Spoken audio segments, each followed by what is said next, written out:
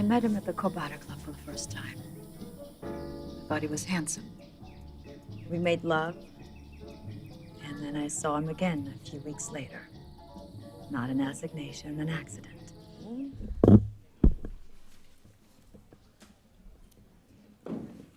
Vale, muchas gracias. Eskerrik asko. Egunon, eta ongi etorri aurtengo Donostiako Zinemaldiko prentsaurreko berrira. Gaurko prentsaurrekoan Marlowe filma izango dugu.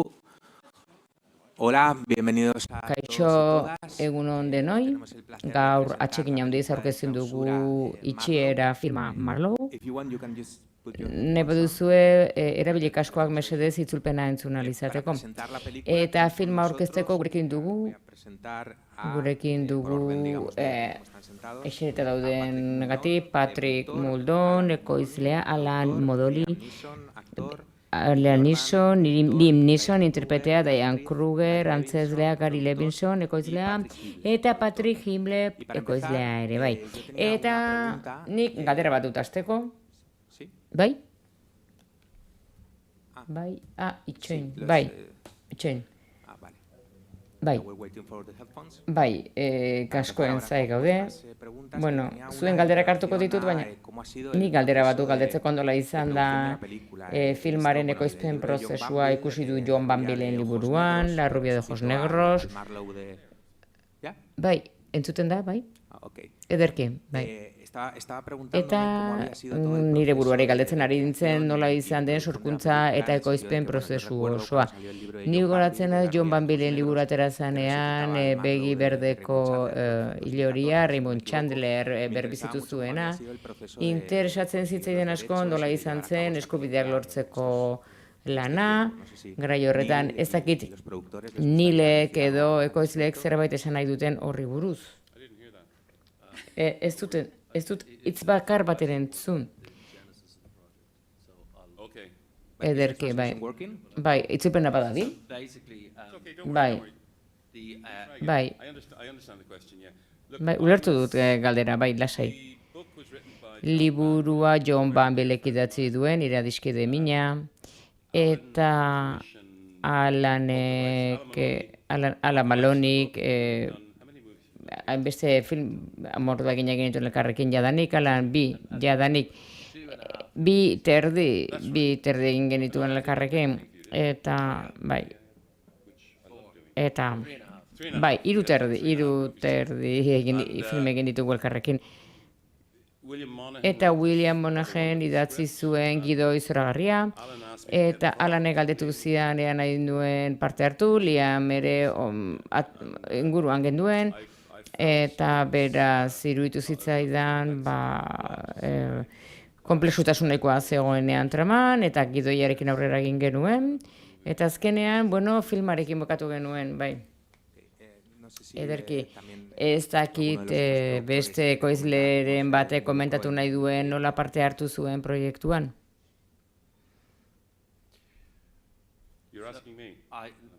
Nere galdetzen didazu? Bai, garai hartan ni eskubideekin ari ginen liburuan, eta aurkeztu egin nion Gary Levinsoneni. Gary Levinson eta nik Johnekin hizketan aritu ginen guzti desberdina zen beste proiektu batean, eta askotan, jakin gabe, areto berean bukatu genuen, aldi berean bilduta. Johnek liburua idatzia zuen, baina ez zen oraindik argitaratu. Eta beraz, dena hortik atera zen. Eta erabaki genuen une horretan guk geuk engaratzea. Eta elkartu genuen pertsona talde bat, prozesua finantzatzeko, eta horrek eskin dizigun gidoia sortzea. Eraman gintuen gidoiaren lanketara, eta gero bere bideia propioa eduki zuen, oso divertigarria, hori gertatzen da askotan gidoiarekin, eta gero Nile eta biok hizketan hasi ginen, eta badakizue Nilen lanak, genero beltza, gogoa zuen olako zerbait egiteko, Gidoi erakutsi nion, gustatu zitzaion, eta Gary agian azaldu dezakezuzuk nola ezagutu genuen Patrick. Bai, hasieran Alanek ideiarekin etorri zenean, eta Philip Marlowe entzuten duzunean eta zineman zaudenean, ia belaunak derdarkasten zaizkizu eta horregatik Marlowe du izena, eta ez Black Eye Blonde liburua bezala. Horregatik izena du horrela filmak. Eta jadanik alanek esan dudan bezala, hainbat pertsonekin hitz egin genuen, implikatu nahi zutenak, eta konturatu ginen nola baiteko hainbat zaletasun zituela jendeak, storyboard jenderketu genuen, diru ere bai, pitxa egin genuen, irakurri zuten, eta ez dut uste amaitu zutenetik, esan aurretikan, gustatuko leitzai guke hau egitea, eta parte hartu dezakegu, galdetu zuten, eta egia esan izan da, hasieratik, nik liburua irakurri nuen lehendabiziz, lehenbizi mezu bat bila Liami, eta esan nion, hau, liburu oso bikaina irutzen zait, gustatuko litzaizuke irakurtzea, eta Liamek erantzun zian, beti nahi izan dut Philip Marlowen papera egin, eta benetan oso ondo irutu zitzaidan. Eta proiektuak, benetan horrela hasi zen. Eta Gerik esan duen bezala, proiektua aurkeztu zigutenean, zine beltzaren generoa benetan da niri gehien gustatzen zaidana, eta klasikoetara itzuliz, Big Sleep, adibidez, eta Raymond Chandleren lana ere ezaguna zitzaidan, eta gero gainera entzun nuenean Liamek Marlowen gozuela Neilen zuzendaritzapean, benetan oso argi nuen egin nahi nuela, eta oso pozik ginen proiektuaren parte izateaz. Hemen galdera bat badago? Kaixo, egunon nire galdera Liamentza da, nire buruari, galdetzen dion, sentitzen dut horrela astea. Oso gauza berezi korrelatu nahi diot. Marlowe irutzen zait Liam dramatikoaren asketa eta ekintzazkoa, berbada ekintzazko eszena gutxiago daude, baina hondik ere badaude. Etorkizunean ikusiko dugu Liam oraindik ere ekintza rol gehiagotan, edo bere sustraetara itzuliko dela 30 badibidez Oskar Schindler eta bar. Eta gero beste gauza bizkor bat ere bai, aurten rol bat errepikatu duzu, eta 3 urte fisikoki egin ez duzuena Qui-Gon Jinn. Gustatuko litzaidake ea rolaren agur esan diozun edo itzuliko zaren berriro?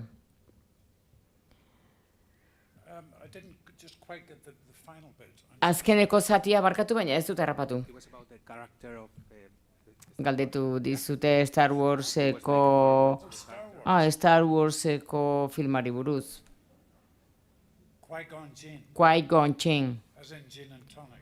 Gin tonika bezala.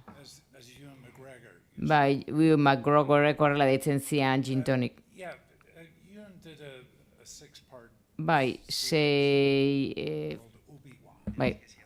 Obi-Wan izeneko telesail bat ere parte hartu nuen eta eskatu zidaten. Eta galdetu zidaten ea azken atalean agertuko nintzen eta esan nuen, pixka bat pentsatu nuen. Baina ni esnop xamarra naiz, esan beharra daukat, telebistari dagokionez, eta ia lotxa ematen dit esateak, baina egia da, dena dela, pentsatu nuen, nik ez dut beste inork rol hori egitea nahi, eta nik elkarrizketak ezaketiru esali bakarren dituen, eta oso pozik negoen, Ewan McGregorrekin egotean laguna dudalako, eta egunean ere jarri behar genuen, ze aspaldian elkar ikusi gabe geunden, eta pantalla bat berdean zegoen, Los Angelesen, eta Ewan McGregor zen Obi-Wan benetako ganbelu batean zegoen, eta ni guk entseiatu egin genuen lehendabizi egin aurretik, baina jendean egarrez hasi zen, ez dakiz zoragarria izan zen parte hartzea, ze Star Wars, egin genuen Star Wars, ura, mehatxu mamua, bueno, duela 25 urte filmatu genuen. Eta 1989an atera zen, non CFI, bueno, irudi informatizatuak, ordenagailu bidezko grafikak bere hasieran zegoenean. Beraz horregatik, bueno, bai, zoragarri izan zen, antzezpen hori egitea oso ondo pasatu nuen. Bai, baina 3 esaldi besterik ez, oso motza. Eta baita ere George Lucasi omena egiteko, bere garaiek sortu zuen mundu hori, bere bizikoa izan zen, bikaina. Eta mundu hori kultura bakoitzak, herrialde bakoitzak munduan, badu gai mitologiko bat, Star Warsen gai mitologiko badu. Hau da, eta George Lucas oso bizkorra izan zen. Ze duela hainbat urte abian jarri zuelako bere proiektura. Bai, kaixo, egunon. Lehenik eta behin, bai, hemenago. Lehenik eta behin zorionak denoi filmagatik. Zoragarria da, oso atsegina da, zinema beltzean berriro murgiltzean. Nire galdera da laia mentzat. Orain film berri bat egiten ari zara, biboteagatik diot batez ere. Bai, ea filmeren bat filmatzen ari zaren. Behar bada film berriren bat egiten ari zara eta bibotea horretarako da. Stalk izeneko film bat egiten ari naiz momentu honetan. Eta ni Zack bat egiten naiz, matoiaren papera egiten nahi naiz. Eta Hans Peter Molen da Norvegiako zuzendaria, berak zuzentzen du. Eta berarekin aurretik egin du Cold Preserve duela urte batzuk. Eta Bostonen egin genuen. Uste dut 3 aste barru hasiko garela film hau egiten.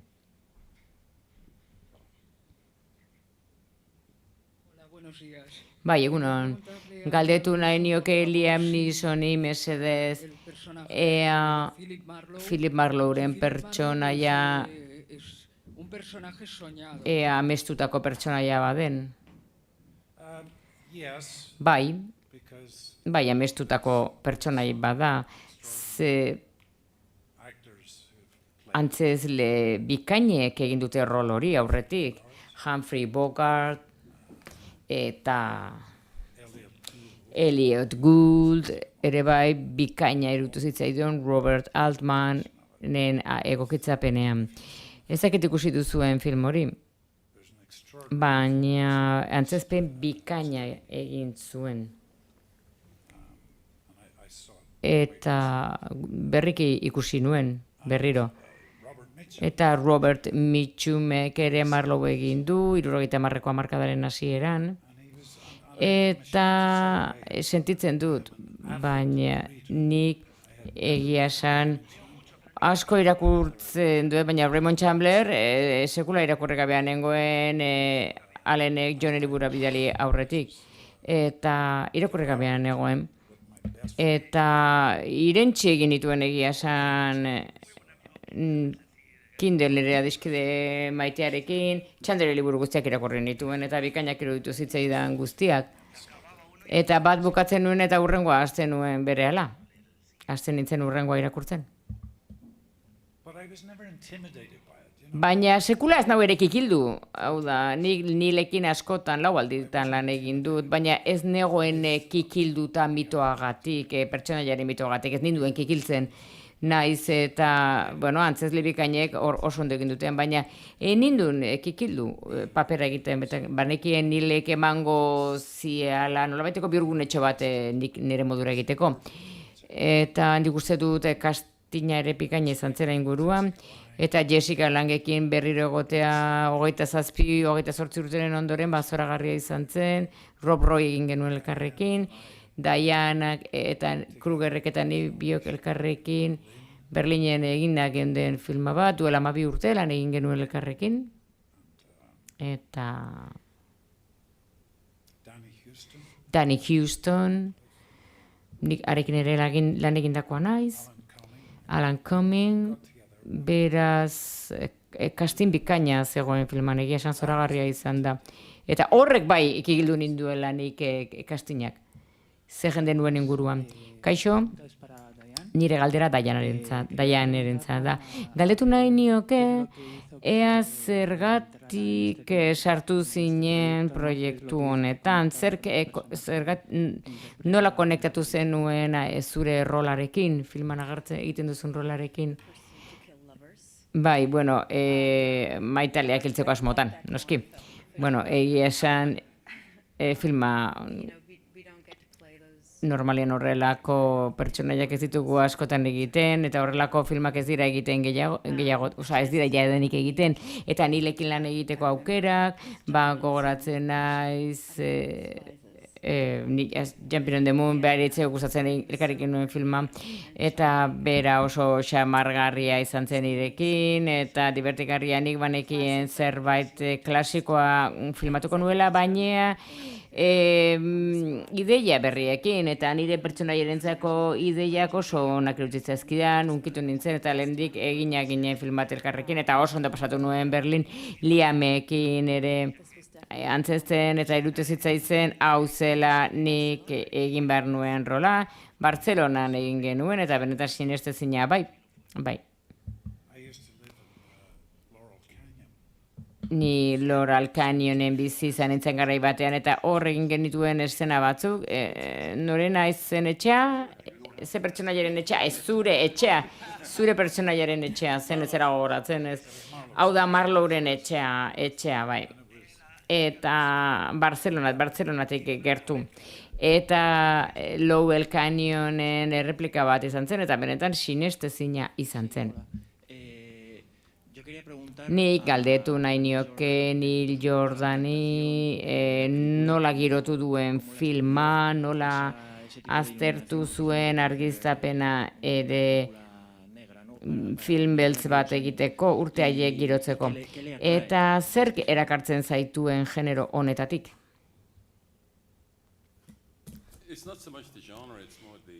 Ez da paisaiak, filmaren pasaia osoa. Misterioak dira denbora guztian tratatzen direna filman, baina nik nahi nuen pertsonaia bati buruzko film batekin, Marlowe, emakume oso eder bate kontratatzen duena bere maitalearen bila joateko. Eta gero mota guztietako komplikazioak bizi ditu, baina ez da konturatzen nahi duela bere maitale aurkitzea hiltzeko. Hori nik ez dut inoiz sekula ikusi, ez dakit ulertzen didazun. Eta beltz termin hori oso zaila da, ze filma koloretan egiten da, lehenik eta behin, eta Xabi Jimenez zinematografo bikaina da, argiztatzaile bikaina, eta bidaia bikaina izan zen historia berarekin egitea, Xabi bezalako norbaitekin egitea. Ez dute gehiago ezagutzen, baina oso ona da bere lanean. Eta gure Los Angelesen bertsioa asmatu genuen, ze Los Angelesera joaten baldin bazara orain, ez dago garai horretako ezer. Hau da, Los Angeleseko zorriena, iragana suntsitu egiten dute etorkizuna iritxeala. Beraz, asmatu behar izan genduen irudimenezko hiri bat. Eta hori niretzat erronka handi bat izan zen filman. Hau da, saiatu ginen hurbiltzen garaiko giro horretara. Estetika mailan ulertzen didazu, bai. Eta gero beste filma hemen egitean, Barcelonan, Espainiar film bat badela ere, bai. Naiz eta ingelesez egina den, eta ustez Los Angeles den, baina aurkeztu alizatea bere herrian bertan, privilegioa handia da. Eta produkzioarekin zer ikusia duen guztia, espainiela izan zen, barkatu katalana izan zen. Bai, katalana. Eta uste dut, espero dezagun, ekoizpen taldeko norbait ikusiko dugula gaur estrenatzen denean, lan bikaina egin zuten. Kaixo, Alex Bizzote naiz Paris, Italiatik nator, zuzendariarentzatako izleentzat, ere bai, argiztapenak ere impresionatu, film beltz honetan, hau da, referentziak zituen, generoaren referentziak zituelako, eta zinematografoarekin egindako lana argiztapenean, argazkilaritza zuzendariarekin, bueno, film batek funtziona dezan, asmatu egin behar duzu irudia, eta berriro asmatu egin behar duzu filmaren ideia. Film beltza ez dakit ulertzen duzun esan nahi dudana. Baina diseinatzaileekin hitz egin nuenean, John Beardekin, lan bikaina egin zuena, eta Xabi Jimenez, zinematografoak, referentzia da Blade Runner egin zuela, eta berbada arraroa emango du Ridley Scotten filman etorkizunean gertatzen da, Los Angeleseko etorkizunean, eta hau da nire filma, baina iraganeko Los Angelesen. Eta harrigarria bada ere, nolabaiteko paisaje bat sortzen ari ginenean zientzia fikziozkoa zen, ez dakit zentzua duen zuretzat, baina niretzat badu zentzua. Eta kontutan hartuz, Ridley Scottek berak zituen ilunak, argi ilunak, distira, kolorearen distirak Blade Runnerekin. Nik uste dute referentzia oso ona izan zela zinematografoarentzat eta diseinatzailearentzat. Filmak zuen komplexutasun bisualarekin eta Harrison Fordek ere, Marlowen bertsio bat egin zuen film horretan, bai egia da. Ez genuen ere kontutan hartu egia da. Hemen? Kaixo honek galdetu nahi nioke Neil Jordani bere bilakaerari buruz. Hau da Liam Neesonekin egiten ditu lanetan, hau da laugarren filma elkarrekin, eta galdetu nahi nioke Neil Jordani nola aldatuta ikusi duen Liam Neeson hainbeste urte bakoitzean, berarekin lan egin duen urte bakoitzean, aldaketarik somatu duen. Bai. Bai, ara. Hau, nik Liam ezagutu nuen lehen aldian, antzerki batean izan zen, Dublinen. Brian Frears lan batean lan intzuen, eta hor lerro bat esaten zuen. Esaten zion ofizial britaniar bati esan, bere denda, kanpaina denda, erratzen ari dela, eta une horretan film bat idatzi nuenik Michael Collins, eta ez zuen inolako filmarik egin ordura arte egia esan. Eta nik esan nuen, nik film bat egin nahi du, baina nahi dut zuk egitea hor ezagutu nuen, eta gero gertatu zen, eta azkenean elkarrekin egin genuen. Baina Liam beti izan da antzezle bikaina eta presentzia oso ona izan du, Marlowen pertsonaia erentzat, bazuen behar nuen norbait nolabaiteko estatus ikoniko bat duena, eta aura ikoniko hori duena, eta Liamek badu, beraz zoragarria izan da berarekin lan egitea, espero dut erantzungo nizula. Galdera bat Neil Jordanentzat. Irakurri dut filman inspiratu egiten dela Joseph Kennedyren pertsonaian, dirudinez RKO erosi zuen, politikarekin, ekonomiarekin zerikusiak ez zuen gaietarako, hor badagoen zerbait, gidoian badagoen zerbait horri buruz. Gidoiak, alanek bidali zidan jatorrizko gidoi horrek ez zuen zu komentatzen duzun elementu hori. Nik nahi nuen zerbait atera komplexutasun horretatik guztietatik, eta Monahan idazleak esate baterako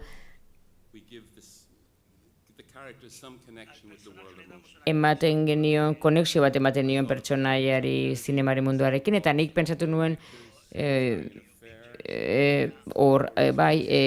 RRKO erosi zuen eta Gloria esan zuenekin hor bazuen afer bat gara hartan, eta nik ez dakit elementu sartu zituen, eta gero nik gidoia landu nuenean pixka bat azpimarratu egin nuen komplexutasun hori guztia. Hau da, azaltzeko zertzen zinema estudioa zenik sekula nuen ikusi horrelako zinema ingurune bat hartatzen zuen filmarik, eta oso interesatuan egon hori ere lantzeko mila esker galderagatik. Kaixo Liam Neeson jauna, ze rol egin nahi izan duzu noizbait eta ez duzu lortu? Ze gertatzen den jakin nahi dut? Ze zu Abraham Lincoln. Bueno, historio nahiko luzea da.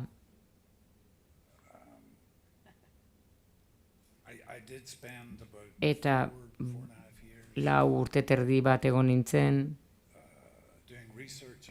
Ikerketa eginez Lincolnaren inguruan. Oraindik ere aztertzen jarraitzen dut Abraham Lincolnen bizitza. Baina nire emaztea hiltzenean, martxoan erretiro bat egin genuen New Yorken, eta Tony Kushnerrekin ere egon nintzen, ikusteko zerbait egin zitekeen Abraham Lincolnen irudiaren inguruan. Eta Tonyrek gidoi bat sortu zuen Lincolnaren liburuz, eta Lincoln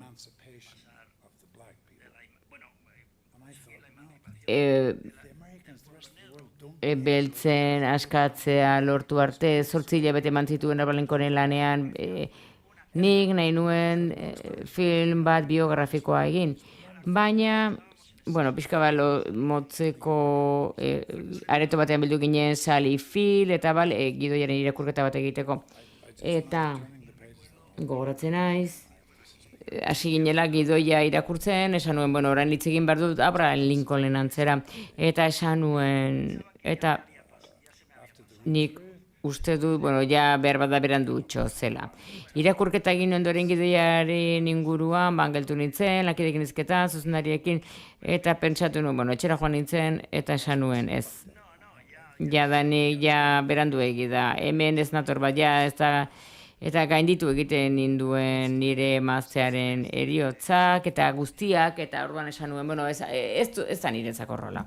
Abraham Lincoln jadanik ez da niretzako deitu barko zenioke, nire lankideri Daniel Day-Lewisi, eta segurenez berak deitu jozu, igual Danieli dituzion ni baino lehenago, baina nik uste dut Danielek oso ondo egin zuela Abraham Lincolnen rola, eta film zoragarria izan zen. Baina nik Lincolnen historia osoa ikusi nahi nuen, ze historia aparta da, ze bideia egin zuen gizon horrek bere bizitzen. Hau da, etxealde oso aberats, oso pobre batetik, ama galdu zuen 9 urte zituenean, eta gero gertatu zitzaion guztia. Abraham Lincolni bere bizitzan. 625.000 Amerikar eta asko Irlandarrak eukizituen bere kargu, eta demokrazia baten hastapena jarri zituen. Eta oraindik ere, bueno, 2.000 liburu baino gehiago daude Abraham Lincolni buruz idatziak. Benetan oso irudi erakargarria, baina Danielek egin zuen filma bere rol horretan, eta oso ondo egin zuen. Galdera bat dago handik. Niri gustatuko litzaidake galdetzea antzezle protagonista bati buruz, Jessica Lange buruz, zuzendariari eta kozlei galdetu nahi nizueke zergatik hautatu zenuten Jessica Lange pertsona nahi honetarako, eta Liamek pixka aipatu du nola izan da Jessica Langerekin berriro aurkitza beste urteren ondoren. Zulen bizi, bai, ederki, bueno, Jessica Langeekin izketan ibili nintzen beste filmati buruz, berak nahi zuen bera zuzentzea, berak gidoia bat du, emakume Marlene Dietrich egiteko zaharrago bat, baina etzen aterain bat arrazioirengatik, eta nik, bueno, elkarrizketa luzeak izan dituen Jessica Langeekin, eta sanio zurekin nahiko lanik nahiko beste batean. Bere senarroia Sam Shepard, bueno, pixka bat ezagutzen nuen ere bai, eta egia esan antzezle bikaina da, eta rola ere bikaina zen. Nik Jessicarekin lan egin nahi nuen kosta ala kosta. Eta dena martxan jarri zanean, gidoia bidali nion, eta galdetu nionean interesa zuen papera egiteko, rola egiteko, eta Jessica Lange, xek esan zuen, Hau da, pantailako zinema izar bat, erritiroa hartu zuena, Hollywoodik aldu zuen guztia egitekoa, eta nola baiteko multimiliodun bat bihurtutakoa zela, gaiztoa, hile horia, zoragarri dut zaidan rol hori, eta zorionez Jessica Langeek baietz esan zuen. Egia esan etzen konturatzen, eta etzen gogoratzen Liamek, Rob Royren, Jessicarekin lan egindakoa zela, horrela gertatu zen, eta zoragarria izan zen egia esan. Que tenemos que dejarlo aquí, os pido un fuertísimo aplauso. Txalo handi bat talde osoarentzat.